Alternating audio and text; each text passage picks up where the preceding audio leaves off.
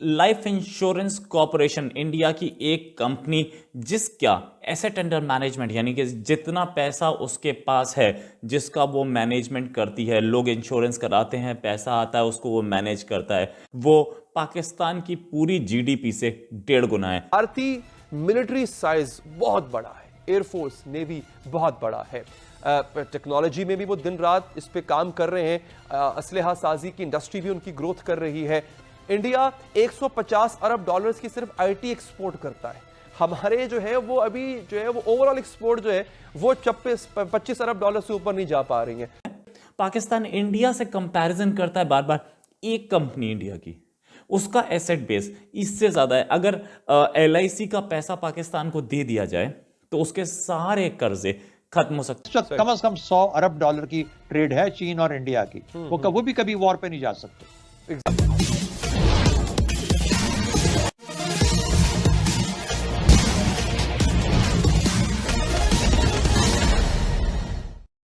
पाकिस्तान की मीडिया में यह चर्चा हो रही है कि भारत का केवल लाइफ इंश्योरेंस कॉरपोरेशन यानी एलआईसी की आर्थिक हैसियत ही पाकिस्तान के कुल जीडीपी से ज़्यादा है। ऊपर से भारत की आर्मी भी पाकिस्तान के आर्मी से कई गुना बड़ी है। फिर अगर कहीं भारत के साथ पाकिस्तान का मुकाबला करना पड़े तो पाकिस्तान कैसे कर पाएगा? इसी पृष्ठभूमि में हो रही पाक मीडिया की चर्चा आइए आगे सुनते हैं। भारतीय मिलिट्री साइज बहुत बड़ा है, एयरफोर्स नेवी बहुत बड़ा है, टेक्नोलॉजी में भी वो दिन रात इस पे काम कर रहे हैं, असलहा साजी की इंडस्ट्री भी उनकी ग्रोथ कर रही है। इंडिया 150 अरब डॉलर्स की सिर्फ आईटी एक्सपोर्ट करता है। हमारे जो है वो अभी जो है वो ओवरऑल एक्सपोर्ट जो है वो 25 अरब डॉलर से ऊपर नहीं जा पा रही है। तो हमें माशी चैलेंजेस का भी सामना है, लेकिन उसके बावजूद हमें सामना है एक ऐसे एडवर्सरी का, एक ऐसे दुश्मन का जो कि साइज में, ताकत में, तादाद में हमसे कहीं गुना बड़ा है। लाइफ इंश्योरेंस कॉरपोरेशन इंडिया की एक कंपनी जिसका एसेट अंडर मैनेजमेंट यानी कि जितना पैसा उसके पास है जिसका वो मैनेजमेंट करती है, लोग इंश्योरेंस कराते हैं, पैसा आता है उसको वो मैनेज करता है, वो जो एसेट अंडर मैनेजमेंट है एलआईसी का, वो पाकिस्तान की पूरी जीडीपी से 1.5 गुना है। ये आंकड़े अभी आए हैं और ये भी पता लगा है कि इसके पास जो एसेट अंडर मैनेजमेंट है ये है 463 billion dollars, 463 billion dollars. Pakistan की जीडीपी जो है वो 280 बिलियन डॉलर्स है, उससे 1.5 गुना। और इनफैक्ट ये जो पैसा है, ये जो एलआईसी का एसेट बेस है, ये इंडिया की जीडीपी का भी 18% बनता है। लेकिन इनफैक्ट अगर बात करें कि एलआईसी का ये जो एसेट बेस है ये वर्ल्ड की कई इकोनॉमीज से ज़्यादा है।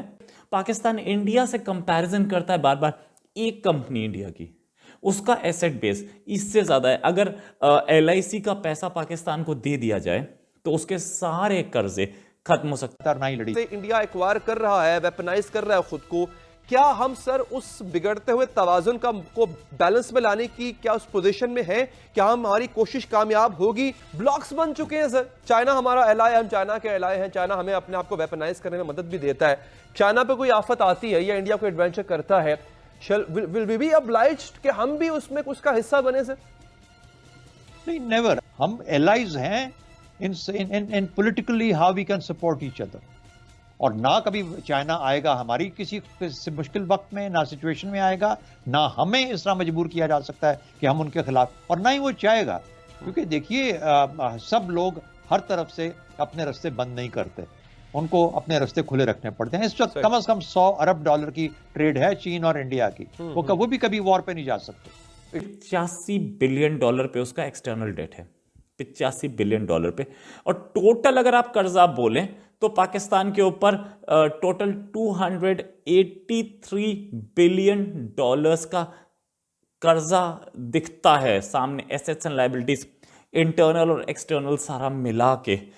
अगर एलआईसी पाकिस्तान के पास होती तो ये अकेली पाकिस्तान का पूरा कर्जा पे कर सकती थी, साथ में पाकिस्तान को चलाने के लिए पैसा दे सकती थी। पाकिस्तान का जो इस साल का बजट था वो 45 बिलियन डॉलर था। पाकिस्तान 1-1 बिलियन डॉलर और 3 बिलियन डॉलर के लिए कहीं कहीं धक्के खा रहा है, सऊदी अरेबिया से मांग रहा है या वर्ल्ड बैंक के बाहर बैठा है। लेकिन एलआईसी अकेली इस पूरे कर्जे को और पाकिस्तान की पूरी जीडीपी को और पाकिस्तान के पूरे कर्जे को के पूरे खर्चे को यानी कि बजट को सबको समेट लिया जाए, तब भी एलआईसी का एसेट बेस जो है AUM एसेट एंड मैनेजमेंट है वो उससे ज़्यादा बनता है। सिर्फ एक कंपनी इंडिया की, बाकी कंपनीज की बात ही नहीं करनी है, बाकी कंपनीज का बात बहुत दूर है। इनफैक्ट चाइना की भी कोई कंपनी इतने एसेट एंड मैनेजमेंट नहीं रखती है।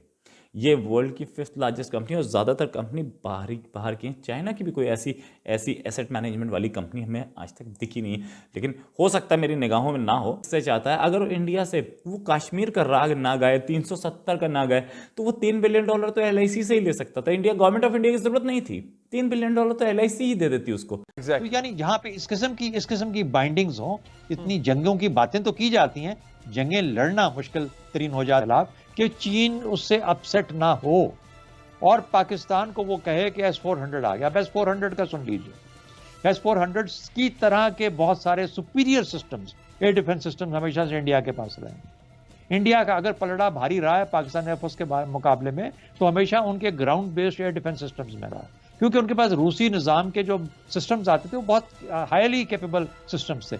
LIC का चर्चा में रहने का मुख्य कारण यह है कि LIC अब अपना IPO इंडियन पब्लिक ऑफरिंग जारी करने जा रहा है, यानी LIC के शेयर अब आम लोग भी खरीद सकते हैं।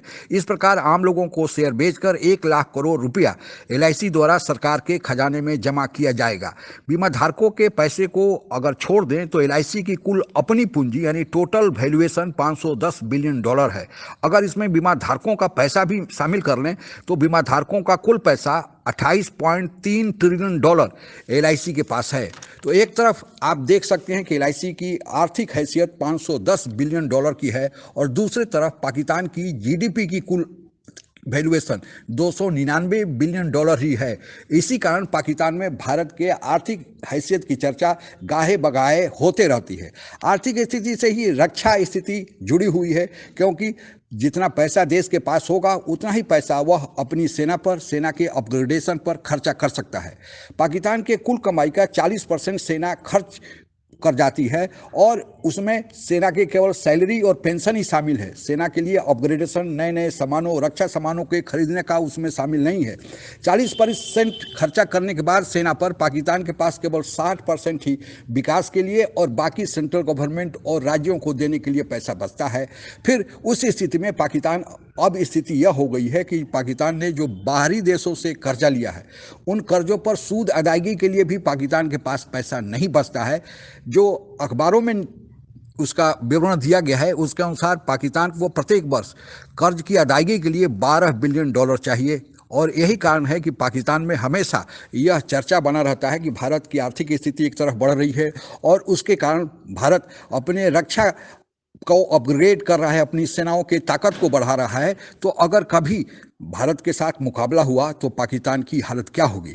पाकिस्तान यह सोच रहा था कि अफगानिस्तान में तालिबानियों की सरकार आ जाएगी तो पाकिस्तान अपने पश्चिमी बॉर्डर यानी अफगानिस्तान पाकिस्तान का जो बॉर्डर है वहाँ से निश्चिंत हो जाएगा और वहाँ पर जो वह खर्चा कर रहा है उसमें बढ़ोतरी होगी। केवल भारत के साथ यानी पूर्वी बॉर्डर पाकिस्तान का है वहाँ पर ही केवल उसको खर्चे करने पड़ेंगे। लेकिन अफगानिस्तान में जो तालिबानियों की सरकार आई है उनके आए दिन होने वाले हमले और उनके तेवर को देखकर ऐसा लगता है कि पाकिस्तान को अफगानिस्तान की सीमा पर अब ज़्यादा खर्चा करना पड़ेगा।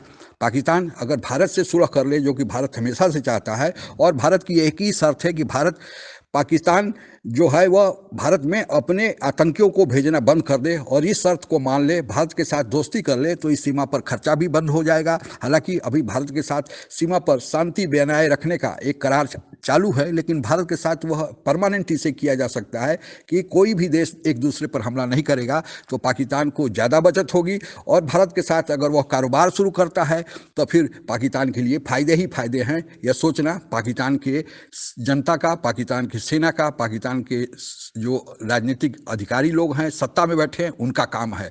हम तो केवल इच्छा ही प्रकट कर सकते हैं, आशा कर सकते हैं कि दोनों देशों में सौहार्द बना रहे। यह इस इलाके के लिए और पूरी दुनिया के लिए ही अच्छा होगा। आज के लिए बस इतना ही। जय हिंद। आप अगर हमसे जुड़ा रहना चाहते हैं तो कृपया मेरे चैनल को सब्सक्राइब करें तथा बेल आइकन भी दबा दें ताकि नई वीडियो की जानकारी तुरंत आप तक पहुंच जाए। धन्यवाद। जय हिंद।